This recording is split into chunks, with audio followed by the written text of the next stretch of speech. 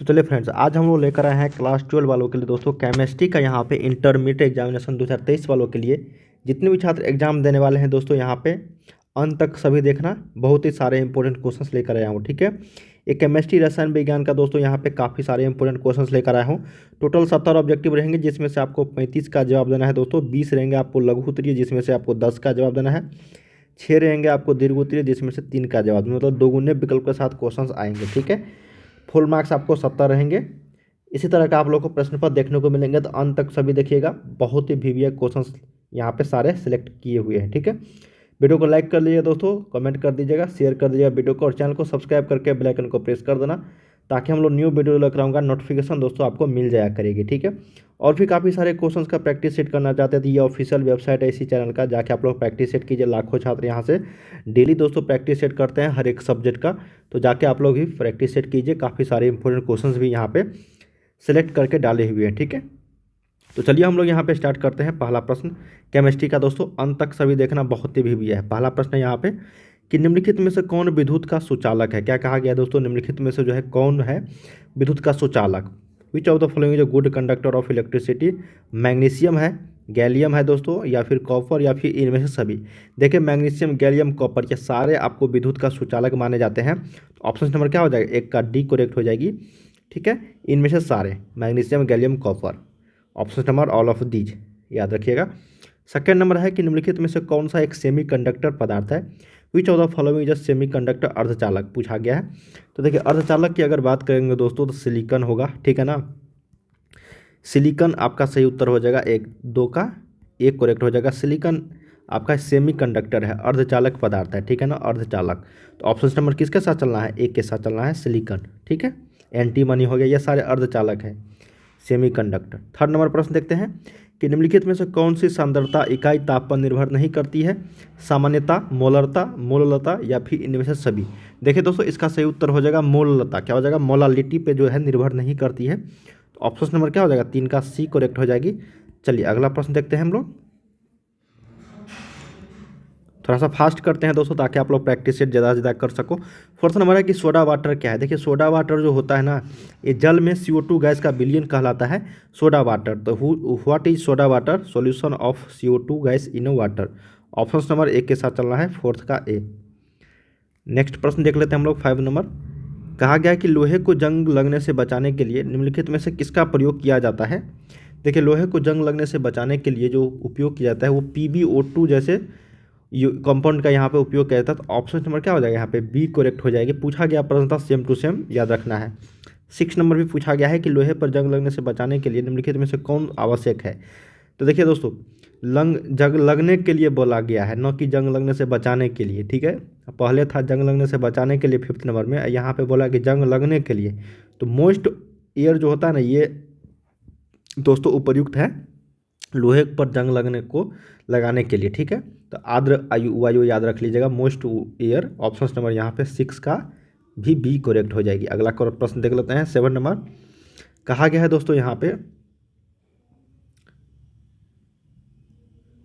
कि निम्नलिखित में से सबसे प्रबल ऑक्सीकारक पदार्थ कौन सा है। तो देखिए मोस्ट स्ट्रॉन्गेस्ट ऑक्सीडाइजिंग एजेंट की बात हो रही है यहाँ पे, सबसे प्रबल ऑक्सीकारक पदार्थ की। तो वो हो जाएगा आपका दोस्तों फ्लोरीन। क्या हो जाएगा यहाँ पे, फ्लोरीन हो जाएगा दोस्तों, ठीक है। Cl2 F2 I2 या फिर Br2, तो F2 हो जाएगा। ऑप्शन नंबर यहाँ पे बी के साथ चलना है। अगला प्रश्न देख लेते हैं, 8 नंबर की धात्विक बॉन्ड जो है इनमें से किस में पाया जाता है। मेटलिक बॉन्ड, बहुत ही इंपॉर्टेंट प्रश्न है। मेटलिक बॉन्ड अगर पूछा जाएगा, कहाँ पाया जाता है, तो ऑफिशियली बात है दोस्तों मेटल में मेटलिक बॉन्ड पाया जाएगा। तो यहाँ पे धातु में ही धात्विक बॉन्ड जो है ये पाए जाते हैं, तो metal is the right answer. 9 number देख लेते हैं कि निम्नलिखित में से कौन सिनेवार है। देखिए बहुत ही भव्य प्रश्न है, सिनेवार का यहाँ पे पूछा गया है। तो देखिए HGS को याद रख लीजिएगा, ये सिनेवार कहलाता है दोस्तों, HGS सिनेवार, ठीक है। ऑप्शन नंबर भी इसका बी इज द राइट हो जाएगा। अगला देख लेते हैं कि ऑक्सीजन के बाह्यतम कक्षा का इलेक्ट्रॉनिक विन्यास कितना होता है। देखिए ऑक्सीजन का यहाँ पे पूछा गया है, 8 होता है इसका परमाणु संख्या ऑक्सीजन का। इसके बाह्यतम कक्षा का इलेक्ट्रॉनिक विन्यास पूछा गया है, क्या होता है। देखिए 1s2 होता है, 2s2 होता है, उसके बाद 2p4 होता है, ठीक है। तो बाह्यतम कक्षा में कितना हुआ बताओ, 2:2 हुआ, तो ऑप्शन नंबर क्या हो गया, ए करेक्ट हो गया। Option number A is the right यहाँ पे हो जाएगा। नेक्स्ट देख लेते हैं 11 नंबर कि मैग्नीशियम धातु के 22वीं कक्षा में पाए जाने वाले इलेक्ट्रॉनों की जो संख्या होती है वो कितनी होती है। देखिए मैग्नीशियम धातु के 22वीं कक्षा में पाए जाने वाले इलेक्ट्रॉनों की जो संख्या होती है वो होता है 2। कितने होते हैं, 2। ऑप्शन नंबर सी यहाँ पे सही उत्तर हो जाएगा। अगला देख लेते हैं कि पी ऑर्बिटल का आकार जो होता है वो क्या कौन सा होता है। देखिए पी ऑर्बिटल का जो आकार होता है दोस्तों वो डम्बेल की तरह होता है, ठीक है, डम्बेल। ऑप्शन नंबर यहाँ पे ए जो है ये करेक्ट हो जाएगा। अगला देख लेते हैं 13 नंबर।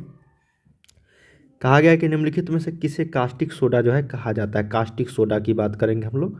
देखिए कास्टिक सोडा जो कहा जाता है ये कहा जाता है दोस्तों आपका Na2 सोडियम कार्बोनेट को, ठीक है, Na2CO3। समझ में आ रही है ना, caustic soda. Option number B यहाँ पे सही उत्तर हो जाएगा। अगला प्रश्न देख लेते हैं कि पोटास एलम जो होता है वो क्या होता है। देखिए पोटास एलम एक तरह का डबल साल्ट है दोस्तों, युग्म लवण है। ऑप्शन नंबर यहाँ पे ए करेक्ट हो जाएगी। अगला है कि हीरा में कार्बन परमाणु का जो प्रसंकरण है, हाइब्रिडाइजेशन है दोस्तों, वो क्या होता है। देखिए हीरे में कार्बन परमाणु का जो प्रसंकरण है वो कैसा है, वो है आपका sp3 के फॉर्म में। तो ऑप्शन नंबर क्या हो जाएगा यहाँ पे ए करेक्ट हो जाएगा। sp3 हाइब्रिडाइजेशन है किसमें, तो हीरा में। अगला देख लेते हैं कि बेंजीन में पाई बॉन्डों की संख्या कितनी होती है। बहुत ही शानदार प्रश्न है दोस्तों कि बेंजीन में जो है पाई बॉन्ड की संख्या कितनी होती है, तो 3 होती है। कितनी होती है, 3। नेक्स्ट प्रश्न देख लेते हैं। कहा गया है कि उजला एवं पीला फास्फोरस निम्नलिखित में से क्या है। देखिए उजला एवं पीला फास्फोरस एक दूसरे के ऑल्ट्रोप्स है दोस्तों, अपरूप है। क्या है, अपरूप। ऑप्शन नंबर ए करेक्ट हो जाएगी। जैसे हीरा और ग्रेफाइट है ना, कार्बन के 2 अपरूप, उसी तरीके से उजला एवं पीला फास्फोरस एक अपरूप है, ठीक है। अगला क्वेश्चन है कि निम्नलिखित में से कौन सा धातु पृथ्वी में प्रचुर मात्रा में पाया जाता है। देखिए प्रचुर मात्रा में यहाँ पे पाए जाने वाला जो पदार्थ है दोस्तों पृथ्वी पर खास करके धातु की फॉर्म में बात कर रही है, तो वो है आपका एल्यूमिनियम। क्या है, एल्यूमिनियम। सही उत्तर हो जाएगा 18 का ए। चलिए अगला देख लेते हैं 19 नंबर। कहा गया दोस्तों कि FCl एवं Br को किस नाम से जाना जाता है। देखिए FCl एवं Br को जो है जाना जाता है यहाँ पे हैलोजन के लिए, ठीक है। हैलोजन ग्रुप का ये सारे हैं, फ्लोरीन हो गया, क्लोरीन हो गया, ब्रोमीन हो गया, ये सारे क्या है आपका हैलोजन ग्रुप का तत्व है। तो ऑप्शन नंबर क्या हो जाएगा यहाँ पे सी करेक्ट हो जाएगी। अगला देख लेते हैं 20 नंबर। कहा गया कि इथीन जो है बहुलीकृत होकर निम्नलिखित में से क्या बनाता है। देखिए इथीन बहुलीकृत होकर जो है बनाता है यहाँ पे, वो बनाता है दोस्तों आपका पॉलीथीन। क्या बनाता है, पॉलीथीन बनाता है। ऑप्शन नंबर यहाँ पे ए करेक्ट हो जाएगी, ठीक है। इथीन है, बहुलीकृत होकर पॉलीथीन बनाती है। नेक्स्ट देख लेते हैं। कहा गया कि सोडियम बेंजोएट और सोडा लाइम के मिश्रण को गर्म करने पर निम्नलिखित में से क्या बनता है।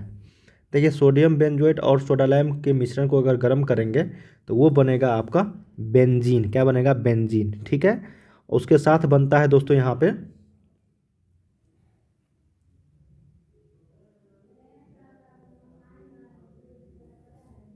ठीक है, यहाँ पे बेंजीन बनता है। तो ऑप्शन नंबर क्या हो जाएगा यहाँ पे डी जो है ये करेक्ट हो जाएगी। आप ऑप्शन नंबर डी करेक्ट हो जाएगी। अगला है कि जब फिनॉल को, देखिए यहाँ पे था सोडा लाइम और सोडियम बेंजोएट, अब यहाँ पे है कि फिनॉल को जब जस्ता चूर्ण के साथ गर्म करते हैं, हीट करते हैं, तो क्या बनता है, ठीक है।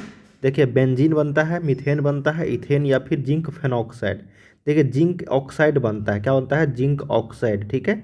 और साथ में बनता है बेंजीन आपका। तो यहाँ पे पेनॉक्साइड है तो ये गलत हो जाएगी। ऑप्शन नंबर क्या हो जाएगा यहाँ पे 22 का ए करेक्ट हो जाएगी, बेंजीन। नेक्स्ट देख लेते हैं। कहा गया कि निम्नलिखित में से कौन एक अक्रिय गैस है, इनर्ट गैस के रूप में यहाँ पे बताया गया। तो नियोन होता है। क्या होता है, नियोन। ऑप्शन नंबर बी जो है ये करेक्ट हो जाएगी। नेक्स्ट है 24 नंबर कि निम्नलिखित में से कौन बायोडिग्रेडेबल बहुलक है। बायोडिग्रेडेबल पॉलीमर पूछा गया है, तो ये होता है दोस्तों आपका नायलॉन 66, बेकेलाइट, सेलुलोज या फिर PVC। देखिए जब भी पूछा जाएगा आप लोगों को कि बायोडिग्रेडेबल बहुलक, तो हो जाएगा आपका सेलुलोज। क्या होगा, सेलुलोज। ऑप्शन नंबर यहाँ पे नेक्स्ट है एल्डिहाइड के ऑक्सीकरण से बनता है। देखिए एल्डिहाइड के जो ऑक्सीकरण से बनता है वो बनता है कार्बोलिक एसिड। क्या बनता है, कार्बोलिक एसिड। नेक्स्ट देख लेते हैं कि निम्नलिखित में से कौन एक चिलेटिंग लिगेंड है। चिलेटिंग, ठीक है, लिगेंड पूछा गया है। तो चिलेटिंग लिगेंड की अगर बात करेंगे दोस्तों तो वो होता है आपका 1,2 इथिलीन डाइएमीन। सही उत्तर 26 का ए। 27 नंबर है कि निम्नलिखित में से कौन पहला संक्रमण श्रृंखला का तत्व नहीं है। फर्स्ट ट्रांजिशन सीरीज जो है कौन सा एलिमेंट नहीं है, FeCr, Ag या फिर Na। सही उत्तर हो जाएगा Ag। ये आपका फर्स्ट संक्रमण श्रृंखला का तत्व जो है नहीं है। नेक्स्ट है दोस्तों कि NaCO का होल 4 में नियोन की Na की ऑक्सीकरण संख्या पूछा गया है। बहुत ही VBI याद रख लीजिएगा, जब भी पूछा जाएगा सेम तरीके से पूछा जाता है दोस्तों। एक होता है CO, है ना, और यहाँ से पूछा गया है दोस्तों आपका NaCO का होल 4 में Na की ऑक्सीकरण संख्या पूछ दिया गया है। वो होता है आपका 0। क्या होता है? 0। ऑप्शन नंबर ए करेक्ट हो जाएगी। ठीक है, 0 है, इसलिए काफ़ी सारे क्वेश्चन जो है इस पर पूछे जाते रहे प्रीवियस ईयर्स में दोस्तों। इसको जैसे मैंने आप लोगों को बताया सेम तरह से पूछ दिए जाते हैं, सिर्फ सेम टू सेम, है ना। अगला है XeF4 का जो आकार होता है, ये भी बहुत VBI है। The shape of XeF4। देखिए XeF4 का जो आकार होता है स्क्वायर प्लानर होता है। क्या होता है? स्क्वायर प्लानर, वर्ग तलीय होता है। तो ऑप्शन नंबर 29 का 20 सही उत्तर हो जाएगा। अगला देख लेते हैं। कहा गया दोस्तों कि निम्नलिखित में से कौन सी गैस है जो H2SO4 में घुलकर ओलियम का निर्माण करता है। ठीक है, तो ओलियम का यहाँ पे निर्माण करने वाला जो पूछा गया है, कौन सा ऐसा गैस है जो H2SO4 के साथ मिश्रण करके ओलियम बनाता है। तो वो होता है आपका SO3। क्या होता है? SO3। ऑप्शन नंबर सी सही उत्तर हो जाएगा। अगला है कि फेन उत्प्लावन विधि द्वारा किस प्रकार के अयस्क का सांद्रण किया जाता है। तो फेन उत्प्लावन विधि द्वारा सल्फाइड अयस्क का सांद्रण किया जाता है। अगला देख लेते हैं कि लोहे का प्रमुख अयस्क कौन सा है। देखिए हेमेटाइट होता है Fe2O3। Option number C correct हो जाएगी। अगला है प्रश्न कि HCOOH का IUPAC नेम क्या है। तो HCOOH का IUPAC नेम है फॉर्मिक अम्ल। ठीक है, फॉर्मिक अम्ल है दोस्तों इसका। और जनरल नेम क्या है? Carbolic acid. अगला देख लेते हैं कॉपर का मुख्य अयस्क कौन सा है।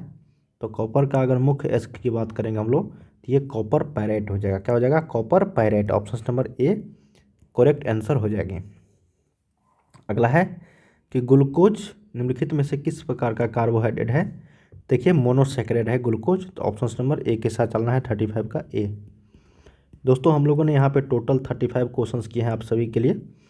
ठीक है, केमिस्ट्री का। इसी तरीके के हम लोग काफ़ी सारे सेट लेकर आने वाले हैं हर एक सब्जेक्ट का। तो वीडियो को लाइक कर लीजिएगा, चैनल को सब्सक्राइब करके बेल आइकन को प्रेस कर देना। चलिए हम लोग मिलते हैं अगले वीडियो में, तब तक के लिए आप लोग तैयारी करते रहिए। बाय बाय सभी को।